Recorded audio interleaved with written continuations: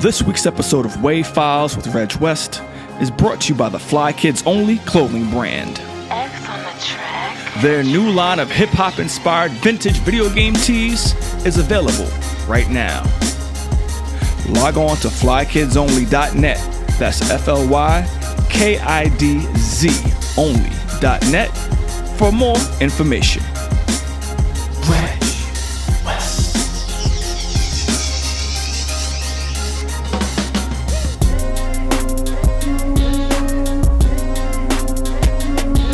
Ladies and gentlemen, welcome back to another episode of Wave Files. Of course, my name is DJ Reg West.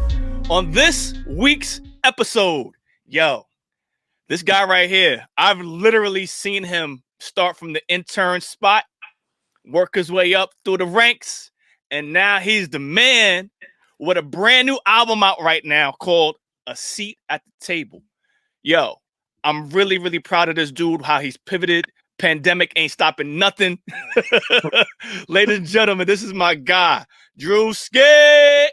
Thank you, Reg West. I appreciate you having me on the show. And I'm glad that you said you've seen the come up, you've seen the hustle, you've seen the hard work, because sometimes at this point, people don't know that story or know that history. They just say, oh, you got an album out, you lit, you on the radio. It's like, nah, there's a lot of hard work that goes into that. So I'm glad to chop it up with you, because you're one of those people that's seen that progression. But yeah, we're here now. I'm proud of you. You got your own show going crazy, going viral, and we out here working, man. We are out here working, dog. Like I said on the intro, this pandemic, anybody with a DJ in front of their name had to figure shit out quick. You know what I mean? Like, what are you doing?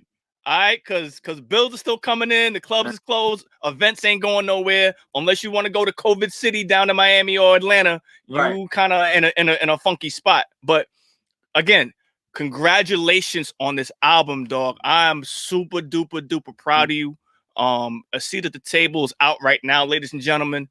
What really struck me about the artwork, like when you launched the artwork, was all the other DJs' names you had behind you with the plaque names. I thought that was an amazing homage. So can you talk about the decision to go that route with the artwork for the album? Yeah, of course. But first, let me be clear. Like, the DJs on the album cover, those are not Drewski's favorite DJs, because I think some people got it confused. Those are DJs that inspire me, or just DJs that I listened to growing up that were putting out actual records, putting out mixtapes that turned into gold and platinum albums. Like, these are all DJs that were pretty much producing records. Now, I got favorite DJs from nightclub DJs and radio DJs, but everyone you see on that were DJs that I remember as a young man that were putting out albums. So I said, let me pay homage to the people that did it before me, and show love, because the title is a little strong. Seat at the Table. It's like, oh, I'm coming for that, which is true. But I still want to show love to the people that did it before us.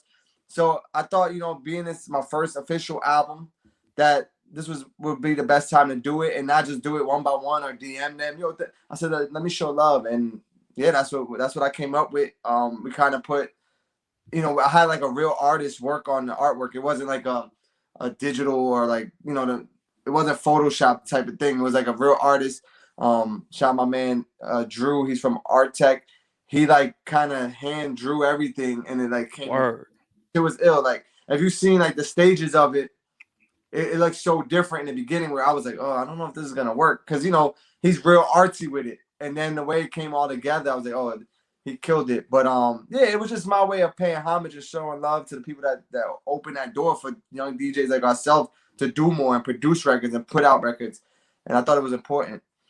Nah, it's super important. That's why I brought it up, because like I said, when I saw it, I was like, this is dope. Like, this is what we're supposed to do, right? Like we're always supposed to show respect to people that did it before us, because I mean, not for nothing, like we get our ideas from watching our peers, right? Mm-hmm. Like we might have our own vision for our own direction, but you might have not thought about DJing unless you saw a Kid Capri, or if you didn't see a Lazy K, or if you didn't see a Clue or Flex or whoever. Right. So that's why I thought that was so dope, and I really wanted to make sure that we drilled that in that point. Speaking of drill, Yeah. Right into it. Right into it. Yo, I don't know any other DJ that plays more drill than you. Like, I hear the drill music from Drewski and we go. This album, to me, there's a lot of drill records on this album. But it's still diverse. Some of my standout records, I love the A Boogie record. I love the record that what's the Water record? The Water record is dope, dog. Dream Doll, Molly Brazy, Ruby Rose. Yeah. Yo, Dream Doll has stepped her bar game up. Because at first I was like, she cool, but on that record, she gave you a verse, dog. But that gave you a verse. That's why I did it, because I'm like, I don't want to put out a female strip club record. I want to put it out where the girls are actually rapping on it, and that's what Dream did. Like, and that's why I put her first, because she delivered. Like, I thought like she was gonna talk all this strip club and booty stuff. Nah, she was like spitting bars, and it even surprised me when I was like, oh, okay, now I see where she's going as well with her career, and I was excited to have one of those first records where she kind of showcased that. But yeah, everything was different. Like the drill stuff, I've been on super early. You know, before Pop Smoke was even in the scene, I was already playing records with Chef G, Sleepy Hollow, with 22 Gs. Before that, you had the guys like Bleezy, D.O.D., who, you know, in Brooklyn, they were doing kind of the drill thing, you know, and then it got a little blur, like who started it, where did the sound come from? Bobby and Rowdy don't take the credit for that. They feel like they was doing something different. So it gets like a little funny, but I was already in tune with a lot of the Brooklyn artists. So when it was time for me to start producing records, I said it was only right. I got relationships with all these guys. It's the #1 sound in New York City right now. We got to put together a couple of drill records. But also, if you listen to 2020 Vision with Chef and Sleepy, it's not a drill record. I wanted to take them out of their element and put them on something different so people could see a different side of them. And I think even putting them on the 2020 Vision record, they bodied it, you know, and being drill artists, they still got on something different and bodied it. And that was another, you know, piece of the project that I wanted to do, is like take people out of their element that you hear them in all the time and put them on different beats. And I think, you know, with 2020 Vision, they did their thing on it. So speaking of 2020 Vision, I actually I saw the video for the first time a couple of days ago. It came across, you know, algorithms, you know what I mean? So I'm on YouTube. I'm like, oh, Drewski's video. And I'm interviewing Drewski soon. Let me watch this joint. It's a great video. You guys did it during the pandemic. And like I said earlier in the conversation, we really had to figure out how to stay visible during the pandemic. And yo dog, like how many videos have you dropped for this project so far? 3, right? Only 3, yeah, only 3. We did the Water record, which we shot half of it in Atlanta, like you were saying, in the middle of the pandemic. The only thing that was open was Atlanta, so we flew out there. We did that. Then we did the Mop, another drill record with Ross Swish and Ron Suno. That was just one that I wanted to put out in between the 2 big ones. And then we shot the 2020 Vision here in Jersey. I made sure like the opening scenes is the projects in Jersey where I grew up across the street from. So I wanted to like kind of show that, like how it looked during the pandemic. Usually in projects, everyone's outside, and during that time it was like quiet, like super quiet, no one outside. And I wanted to make sure we got some scenes from that, just to show like a little background of where I'm from. But at the same time, you know, people started doing all the private events, the no locations and the house parties. And we kind of like incorporated that in the video too. But yeah, 3 videos so far, and we're working on the Ready record with Fabio, Sosa, and Fetty. We want to shoot in Miami now that, you know, that record hard, boy. I like that record too. Yeah. Speaking of the Mop record, I saw that video. When was the first time I saw that video? Maybe like a week or 2 ago, and I noticed they did the belly scene over. Yeah. Ironically, before X passed, y'all did a pretty much a homage to X without knowing y'all playing homage to X. I thought that was dope. Yeah, but that just shows you how, you know, influential artists like DMX and those guys were. Like, we didn't know X was gonna pass. We just knew how big of a scene or how big of an impact that movie was to us and for the culture. So we're like, yo, Ron Suno got a big personality. We, you know, if you follow him on Instagram, you know he's like half comedian, half rapper. So it was like, we gotta use some of the acting and have some fun with it. So we just used that not even knowing what was gonna happen. It was just like that's how big these artists are to the culture that the young kids who 21 years old, 20 still can, you know, play and use that, which I think is another thing that people got to pay attention to. Is like if you're an artist, you want to have that type of impact like X had, where 20 years later, you know, the new artists, the young artists are still using your name. And, you know, I didn't even think of that till you just said that too. That's pretty ill. It's pretty crazy, right? Hey, I Like it, think of that. like I hear like 20-year-olds, because like sometimes 20-year-olds, 18-year-olds, 17-year-olds, they might be like, oh, Hove, yeah, my dad likes him. I don't really care for Hove. You know what I'm saying? Like, and or like X, it's in the same vein. So I think it's dope that they paid homage that way. Not like we said, not necessarily knowing that he was going to pass. Right. Was that the director's idea? Was that your idea? Yeah, it was like, well, shout out to Big Picture who directed it. But we were like, yo, I was like, when I do my videos, I just don't want to go straight into like the song. I want to showcase different abilities from myself, from the artist. So we were like, yo, what kind of scene can we put together? That we were like looking at Ron Suno, like, oh, he's a character, like he can do something. And then Big Picture kind of brought it up, and I'm like, yo, if you think we could do it, if we could pull it off, let's do it. And so yeah, we went to Cuban Pete's restaurant in Jersey. Shout out to Cuban Pete's. Shout out to Cuban Pete's. That was where you couldn't do like no indoor dining or nothing. So the restaurant was open. So he actually, I think, got like in trouble a little bit for having us in there because you couldn't do it. Even though we were shooting a video, we're like, yo, we're not eating. They were still like, don't matter. Being there 6 feet. But we pulled it off. We made it happen. But yeah, it was like a kind of collaborative idea. Like, yo, let's do something fun. And then he brought up the scene. I'm like, all right, let's shoot for it. And then, you know, we had fun with it. I think it came out dope. I think it came out dope too. So before we hit record on this interview, you told me that this album idea was always an idea, but when the pandemic hit, it became like, nah, like the time is now. Like we can't just sit on our hands and not do nothing. Can you talk about the process of putting this album together? I know some of the songs you were in the studio for. I can only assume some of the songs that you reached out to artists and they just gave you the record. So talk about that a little bit. All right, so I'm gonna just be honest, because when I first came up with the idea way before the pandemic, like a year ago, maybe longer, I was like, all right, at that time I was really like, you know, close with Pop Smoke and Little TJ. So I'm like, you know what? The first record I do, I'm gonna put them on it. You know, Pop Smoke was still Welcome to the Party was out. That's pretty much all he had. So I'm like, let me get him now because he's about to blow up. I gotta get him. Right. And they didn't have no records together, I think, at that point. So we're in the studio. I'm in there with Pop. We're cooking up. TJ calls me. Yo, I'm outside. I'm about to leave Quad Studio. So I'm like, yo, TJ's on the phone. They weren't like close yet, as close as they were towards the end. But he's like, yo, tell TJ come up. We're gonna do this record. So I was like, oh, perfect. So I'm like, yo, come up. Pop's working on a record for me.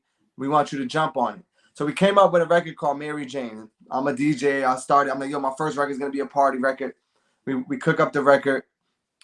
So now it's done. I somehow like got on YouTube, which was cool. But then I'm like, all right, cool. Now we got to clear it. The record label was taking so long to clear the record. And then unfortunately, Pop Smoke passes away. So my team is like, yo, put it out. I'm like, I'm not putting it out because I never wanted to look like I'm trying to capitalize off of Pop Smoke's death. The record is over. It's dead. Forget it. Like, so now I'm sad. I'm discouraged because I'm like, damn, that was my first record to kick things off. And then they took the verse on Mary Jane, the record I did with TJ, and put it on the Woo record with 50 Cent and Rowdy Rich. So I'm like, oh, okay, cool. At least the verse gets to live on through that song. Then it becomes a hit song. And if you look, they gave me my producer credit. They blessed me. I saw that. I definitely saw that. I was like, all right, they did right. You know what I mean? Because sometimes it be funny style. Like, excuse me, and they don't show you no love. Right. But yes, go ahead. No, so they did right, but I was just glad at that point. Like, okay, cool. The verse, the work we did gets to live on. It's not through my record, but it's still my record because now I'm attached to it, and it probably did better than what mine would have done. You know? Right. Cool, that worked out. So I think that got me back in the groove of things. Like, all right, cool. Like that was a little discouraging. It hurt in all different ways. We lost Pop. I'm like, yo, let me get back to what we're doing. Now we're in the middle of a pandemic. I'm starting to realize like how powerful us as DJs are. People are coming to us to keep them entertained through all this.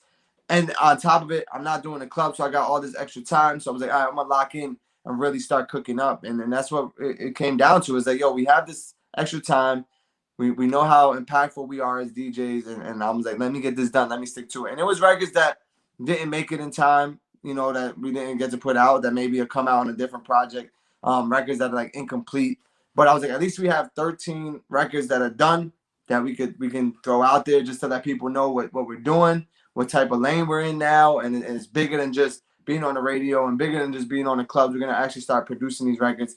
The majority of the records, I wanted to be in the studio with the artists to really like cook up something, but there was ones like you said that I just sent off. Yo, tell me if you rock with this. Like the Jay Critch Cowboy, I sent them the Cowboy record, and Jay Critch actually sent me a record that he had done. I sent it to Cowboy.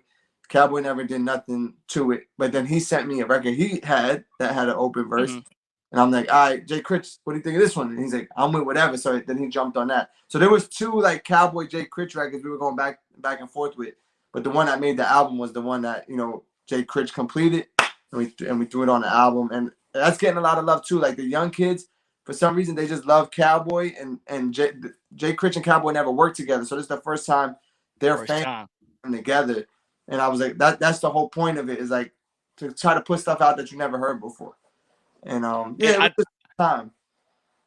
Listen. I think the album as a whole, I've listened to it at least 6 or 7 times so far, and like from a DJ perspective, let's have some DJ talk. Right. I think the way you sequence the album is amazing.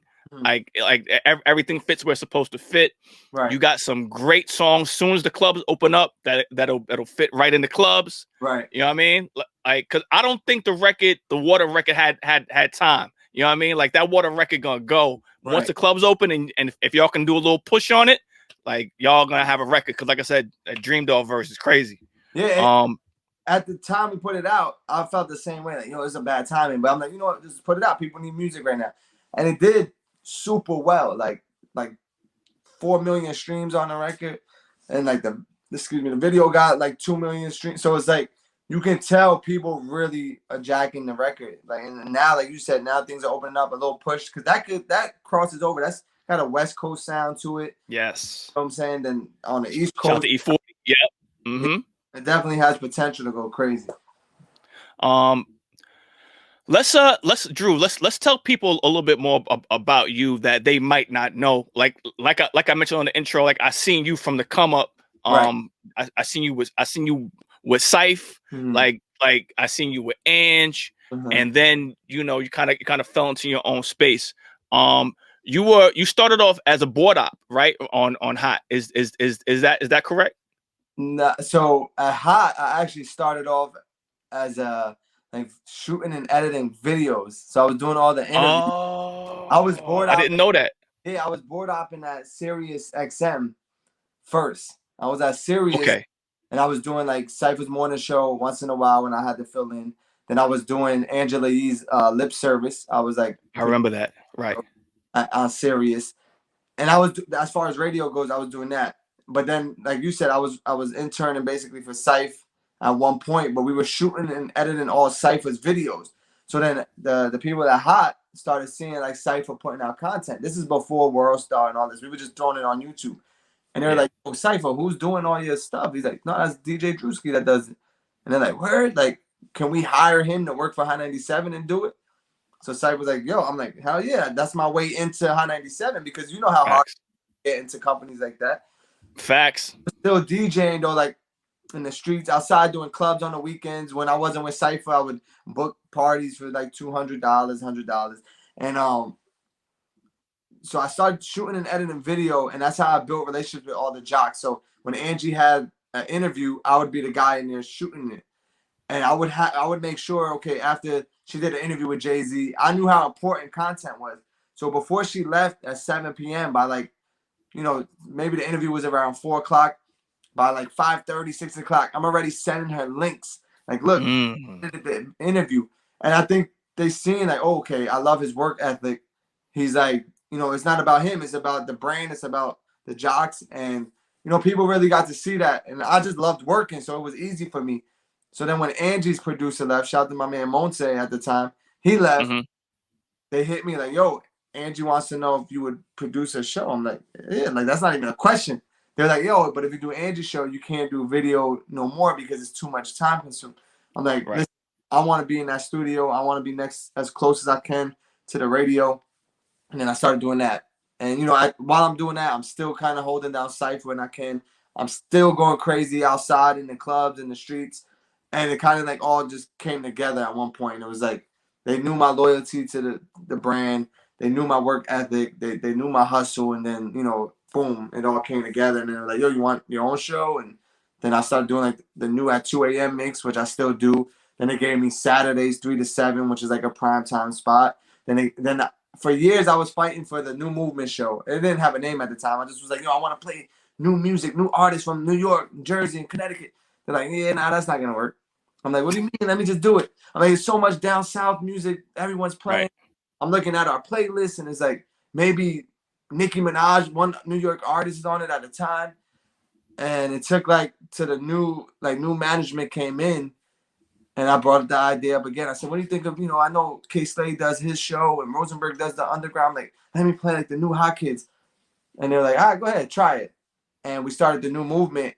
And from that show, like the first time A Boogie was on radio, I played him on the New Movement. The first time Little TJ, the first time Pop Smoke, the first time Fabio Foreign. And it's a lot. Like the list, Chef G, Sleepy Hollow, 22G. So a lot of the artists for the first time was on the New Movement show on Hot 87. And you kind of see them grow from that. And I think that's when the station realized, like, oh, like Drewski is really in tune, like with what's going on. And, you know, even with a 1 hour show on radio, we were able to get, I feel like, the energy in the city going where other DJs are inspired and other stations want to like kind of, you know, see the importance of shows like that. And it was like, it's working out the way I want other DJs to race to get to the artist first, because all it does is help our culture and it helps our artists at home. And you see, like in the past couple of years, a lot of emerging New York artists is going crazy. And that's the point I'm trying to make about you, because you've always been like water. You know what I'm saying? Like no matter what they put you in, you're gonna fill that container. Right. You know what I'm saying? So that's why I think this is so dope and how you've progressed. And as a young man, you've seen the importance of your team first. If they respect my hustle, they're gonna give me more latitude to do what I want to do. Exactly. And that's where you at right now. As far as like the lane you decided to choose, as far as like putting the new kids on, was that out of a sense of, listen, this DJ over here at this time slot is doing this. This DJ over here is doing this. They're interviewing the big artists. What's my thing? Did it come from that? It wasn't. I don't know. It just kind of came naturally because, well, you know, we like to say, oh, we outside. I really read DJ anywhere. So in the same night, I could be in Jersey at a fancy party, and then that same night go to Brooklyn to the hood. So because I feel like I was already, like, I'm in tune. So artists don't know. They just think we're DJs. They see us in the club, and they used to just come, yo, I'm an artist, play my record, play. So I'm like, wait, there's so many artists that are looking for an outlet, and no one's like paying attention until they get big. So I'm like, why can't I be the guy responsible for, you know, messing with them at the early stage? I don't see nothing wrong with it. And plus, when I came up, when I was listening to the radio as a teenager, as a kid, I used to hear like Flex going crazy with Dipset records and G-Unit records and a lot of New York artists. And the artists were so big, right? So the artists at that time were superstars. Everyone from New York going crazy. And that kind of helped the DJ too, because if all the artists from your city are superstars and you're a part of that, like that's how Flex and Angie and all them, they're so big because they were next to the biggest people. And I would listen to the radio, then go to Flex's car show and see Jim Jones and Joel's and I was like, the you know, it was just, the energy was different. I was like, we kind of lost that energy. Like there's no New York artists, and if there is, there's probably one or two at a time, and there's no relationship with the DJs because they're already bitter. Like, oh, the DJ didn't helped me. Nobody from my city helped me. I had to go out of town to get popping. So it was like that type of attitude and energy in the city. And it was just like, yo, I know these young artists need someone just to listen to and pay attention. And of course, I might get 100 records and one of them is gonna be good, but I'm cool with that. Like I was okay with that. I love music, so it's like I'm cool with that. Even to the point where I still do like it's open on my website where artists they could book like a session just to come play me music, and they come and they're so thankful. Like, yo, Drewski, we thank you so much. You know, we can't go nowhere else. We don't know what to do with our music. Nobody wants to listen. We bring it to DJs. I'm like, yo, the problem is you bringing it to a DJ while he's in the middle of his set. Like, facts. You know what I'm saying? Like, yo, hold on. Let's talk about that. Like a lot of people don't understand etiquette when you're approaching a DJ. It's the same way. It's like a job interview, right? You're not gonna like kick in the door at motherfucker at Macy's like, yo, give me a job, fam. Right. Slow down. Yeah, I try to explain that, you know, and after you tell them they get it, because I'm like, yo, you gotta think, I'm at work. That's my job, and I'm only there for 2 hours. So, you know, the 2 hours I'm there, that's when you decide you want to like come bother me in the middle of my job. So I tell them like, yo, where do you work?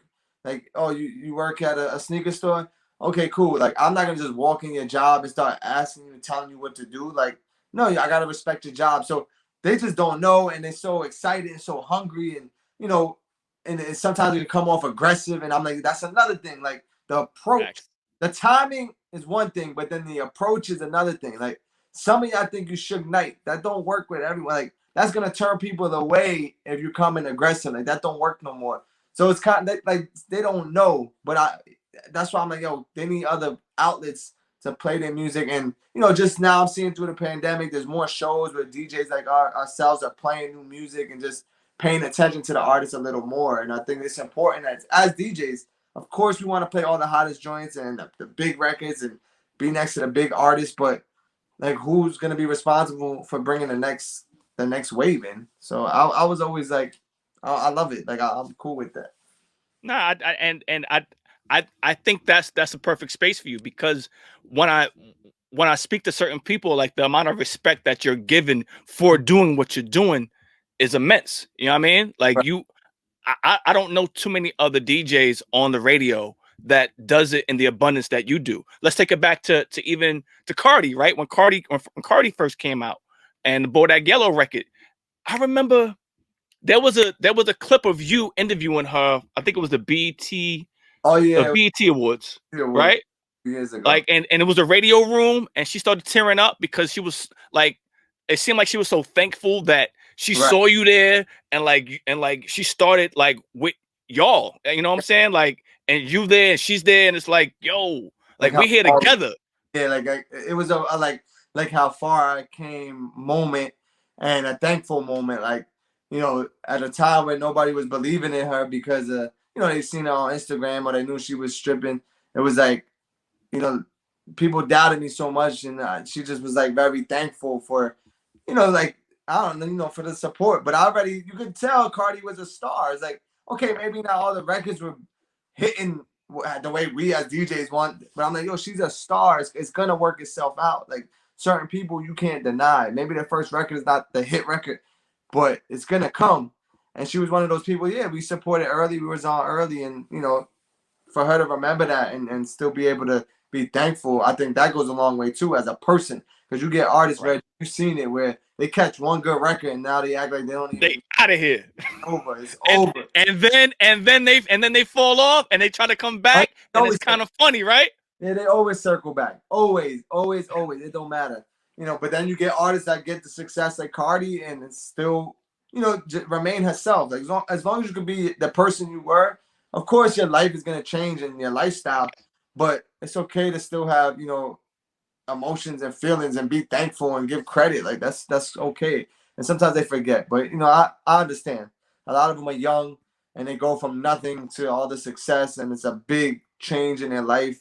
And you know, I never take it personal. You know, there's been artists I've upped a lot and switch up, but I don't take it personal. You can't, because you never really know how a person's gonna respond to fame, right? Like fame and the money and just the attention. Sometimes it it changes you, right? Yeah. So you can't take it personal. Yo, there was something else I noticed recently. I think it might have been like last night. I was on the gram, and you played peacemaker between two New York artists recently, right?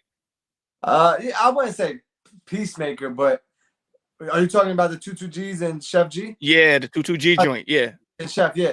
Yeah, because for a long time, they built their careers off of their beef records, right? So with Chef and Sleepy, when the whole drill thing started, it started because they were beefing.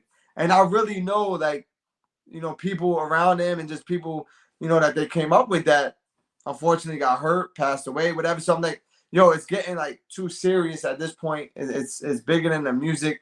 You guys are both successful. You touch some money. You're out of Brooklyn. Like, oh, okay. At what point do we just say, all right, cool. Like, let's just make it work for the music and not for no street. right. So I thought it was important, and you can't, with those type of kids, you can't force it on them. So it has to be like a different approach. And I, when we did this whole Brooklyn drill talk, who started it? Everyone had their opinions, which is fine. Like, that's the way you're supposed to talk. Like, you got to talk to get it out. And a lot of times, Right. they have, no one to talk to. So we just did it on live. Who started Brooklyn drill? Everyone had their opinions, but I was able to get like Tutu to credit Chef as well. I said, yes, you might feel like you started it and you did a great job and you exposed it a lot. But can you credit Chef G for what he's done? And at first he was like, no. And then he realized that, let me be a bigger man. And he was like, all right, I'll give him credit. So that was like a start, like that's a start right there. Then I watched other interviews he started doing. And when people ask, he give them credit. So I'm like, all right, that kind of breaks the tension and is in a start to building maybe not a relationship. Y'all don't got to be cool, but as long as it's not messing up the energy. The money for everybody, right? And the energy in the streets. Because I tried to do a concert and put 22Gs on it, and they came to me and was like, he can't perform. He's not allowed in the venue. I'm like, yo, you don't realize how many opportunities you're missing out on. And just little things. Like, I'm different, but there's DJs that like to build relationships with the artist. And if you can't do that, they're not going to support you neither. So I could have been like, damn, you can't do my concert. I'm not supporting you.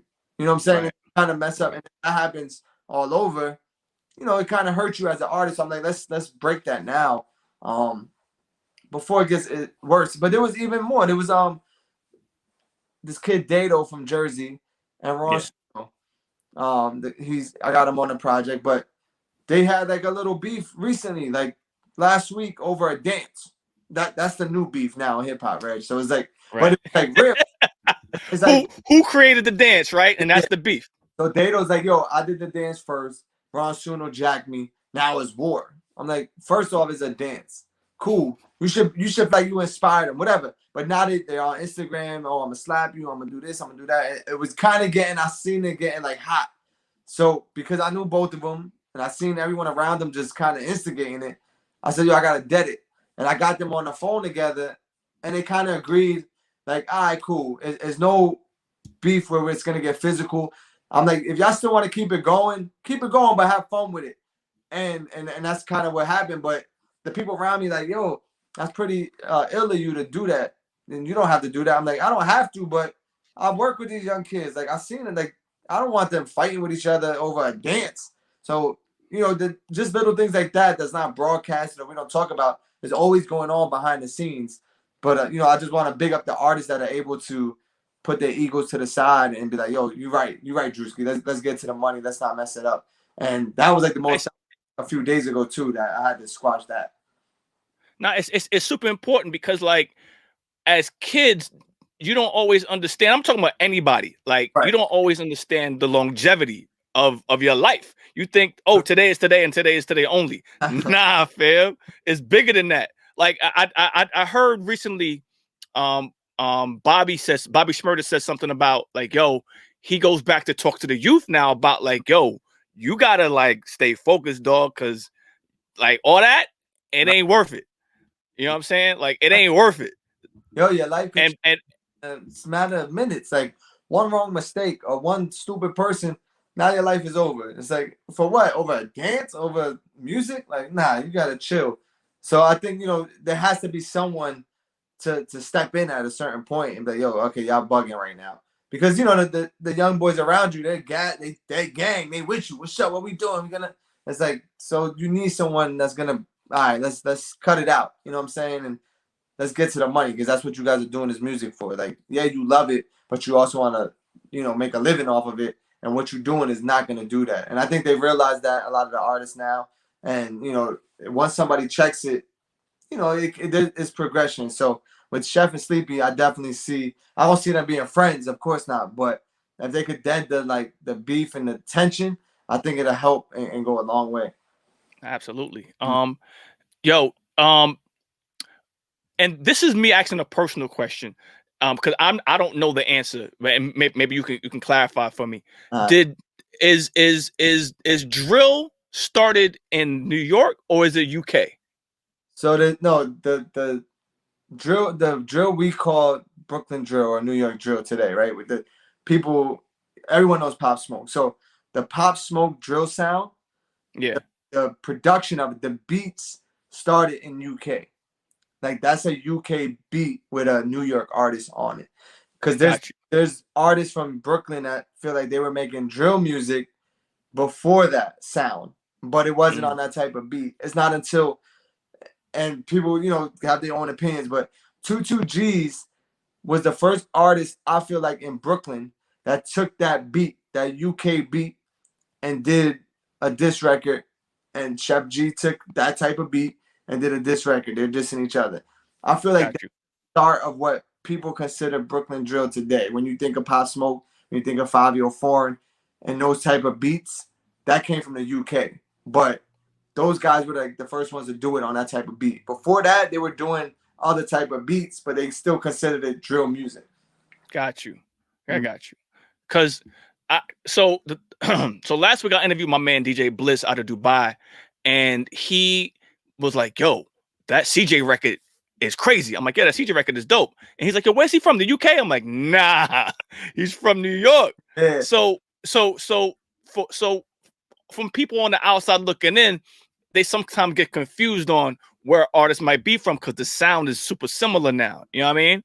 Because everyone's doing it on UK beats. Like, even I shout out to my guy Legendary Keys. He's from the UK. Like, when I need a drill record now, I just reach out to him, because they kind of created that drill sound of what we consider today. But yeah, like, it's oversaturated at this point. Like, I get drill records every day, new artists, news. I'm like, yo, it's OD. Like, it's too much. Everyone, got R&B artists doing drill music. It's like, it's just it's getting diluted now. I can only imagine your email is full every day. You got to be like, I think I'm gonna just make an email, Drewski drill music at don't put it out there. They're gonna start sending joints right now. Matter of fact, send it to Reg. Nah, chill. Yo, Drew. When you started the movement, it was you and Cipha. Cipha, and correct me if I'm wrong, Cipha has put the jersey up in the rafters. Like, he's focused primarily on comedy now. He still DJs, but when we started the whole movement concept, it wasn't even like, it started as it was gonna be like a dual DJ group, right? Because he's like, yo, you the young boy, I'm the old head. I put you on. We DJ together. Like, we do different spots now, but let's make it a group, and we'll just go do clubs. And we started it. Like, we was going to LA doing parties together. Like, he'll do 30 minutes, then I get on, do 30 minutes. While he's on, I'm on the mic. You know what I'm saying? So it was like, he wanted to create like a DJ group. But then, you know, Cipha does so much. He was like, yo, he's like, you love all these artists. You're friends with all these artists. Let's do a record with all these artists. So I'm like, all right, cool. So we did a record. We took Band from TV, and then we did the record with, at that time, Mano was on it. Troy Ave. Mac Wiles was on it. I remember the record. Yeah, Mac was on it. Who else? There was Nori's. It was wasn't Bodega Bams on the record? Bodega Bams. Shout out to Chinks. Chinks was on it. So we took all the young, hot New York artists at the time and did that like freestyle record. And Cipha was like, yo, so I'm like, Cipha, we can't just do that. Let's do more. And then he kind of started doing the comedy thing, but he was still DJing. Like, even at his comedy shows, he'll still DJ. And I was like, yo, I gotta carry the torch. You know what I'm saying? I want to keep putting these records out. And there was a gap in between, but it was just me trying to figure out, okay, what we gonna do and how far I'm gonna bring the movement. And I took the whole movement brand, turned it into the new movement radio show. And now we're back at, creating these records and putting these albums out. But Cipha is always in tune. I call him for ideas and hit him for things. But he's been traveling like crazy, doing comedy, even during the pandemic. I'm like, how the hell are you outside? He's standing on like the back of trucks doing comedy. But he still got the DJ hustle in him. So when you have that in you, you apply that to anything else you're doing and you make it work. Facts. I see him out there and out there with Chappelle doing his thing. So I was like, all right, Cipha out here moving. So that's why I asked the question, because I know a lot of DJs get to that ceiling of, okay, what's next? You know what I'm saying? Like I'm not gonna stop DJing, but what's next? Right. So that's why I was curious about that. And just to back up a little bit about the first record y'all put out, I remember, and now it makes a little more sense to me now that you talk about it. Mac Wiles had his first big concert in the city. I think it was like I don't remember it right now, but anyway, it was like crazy. Like Jada came out, Khaled came out, like, and y'all were there. I think y'all opened. I think y'all opened up. You and Cipha opened up on the set. Yeah. And it was supposed to be the first time Banned from the Radio was going to be performed, but somebody ain't show up, and I think the whole thing fell apart. And like Mano performed by himself, and Bodega came out and performed by himself. Right. But now it kind of makes more sense to me now why you guys were there that night, because Banned from the Radio was supposed to be performed, and it ain't happened. And see, even on a record like that, now that if you think about it now, Mac wasn't really putting out rap records. Like, he was the singer in the city, like killing it on the R&B side. And on that record, you seen a whole different side of him at that time, where all his big records were R&B, but then he jumped on that and he's talking crazy on it. And I think that was crazy. That was always like the surprise element to what we were doing. And again, like if you hear records like Today that I did with Dream Doll, it's kind of like the same concept. Like, we want to show a different side of what you're used to, or kind of surprise you in a sense. So we were doing it. You was a part of it. You seen it happen, and I think that was the very start of it. And then there was like that little gap in between. I was like, nah, we gotta get back to it. And now it's like full force. You got a little help, a little backing to help push the records and do the marketing. And so it's at a different level now, where we can have fun with it and actually get it to the people, and it benefits the artists more. I feel like too. It's just like, we just don't want it to be local. We want as many people to hear it now with like the streaming sites and all that. It's been doing great, so I'm excited. How since you talked about that, how important is it to have help when it comes to marketing, promotion, and shooting these videos? Because it can't be a one-man show, right? Like you'll take forever just to get things done. So how important is the assistance that you're getting to get to the finish line? It's super. Like, I'm the type of dude that, like, I'm doing everything myself. I want to do it myself. I don't need no help. And you start realizing, like, you can't. There's no way you could do it. So when it just comes to scheduling certain things, and you got a record with 3 artists, like, that alone is like a headache. Like, you got to get all the artists, their team, their managers, and then when it comes to the music and clearing it. So you definitely need a team. And shout out to 1801 Records, who been helping me with this. They'll schedule interviews, they'll schedule appointments, they'll schedule stuff for the artists. And they do a lot. Like, when it comes to the videos, it's really just like, Drewski, tell us what you want, and we'll kind of make it happen. I'm still there, like, telling them everything, or working with the directors and stuff. But it's just like, when it comes to locations, when it comes to renting Airbnbs, or we need a car for the video, it's like, they're on it. And I realized that, you really can't do it all by yourself, because if you tried, you'll start ruining like certain situations because you're trying to do too much. So yeah, I've learned over time that if you want to do it the right way, you need extra hands and you need some help. So yeah, big up to everyone that part of the team that's been helping me. Even our girl Chanel, doing all like the publicist stuff. She's been like really helping. Like, we had features on Fox 5 and Billboard and all these. I'm like, I don't have enough time in my day to sit there and reach out to everyone. Like, Chanel doing that really helps. and it helps with like the exposure and marketing of it. So I appreciate everyone that's been like holding it down.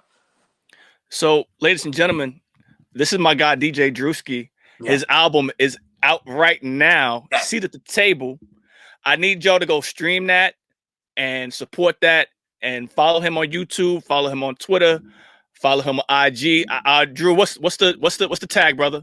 So they can just follow me at Show Drewski on IG. And for artists too that probably watch the show, want to know, yo, how do I get Drewski this music? I got some drill records I want to send him.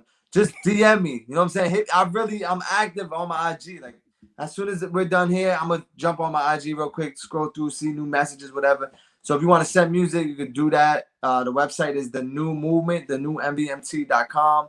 Everything's on Spotify, YouTube, like wherever you go, the Seat at the Table is up there. And I just appreciate you, Reg West, everyone has been supporting. It's like the first time doing it, and you realize like, yo, you know, if I do it, people are gonna pay attention. Because we always have that little fear, like, yo, I don't want to put music out, or I want to try something new and people not respect it. But I think we all went through a rough time. We realized, you know, our potential, and we have to do more. And as long as you're doing it in the right way, for the right thing, like some people just do it to be lit and doing it. It's like, nah, it ain't even about me. It's really about these artists that are on a project that I really want to, you know, show. I want Reg West to listen and be like, yo, Dream Doll went crazy, and now go support her other music. So that's the important part of it. And I just appreciate everyone that's been rocking and holding it down. Like this shit it's a new thing for me, but I'm enjoying it so much that it's like, all right, let's go. We're gonna keep going. Nah, Drew, like I appreciate you because, like I said, at least 3 times on this interview, I'm super proud of the progress. I'm super proud of you figuring out how to make this happen, because it's all about evolution, and you are evolving nicely, my friend. So again, salute to you, salute to the DJs, Empire, what up? And we're gonna do it like that. This is Wave Files, ladies and gentlemen. We'll catch you in the next episode. Yeah. Bow.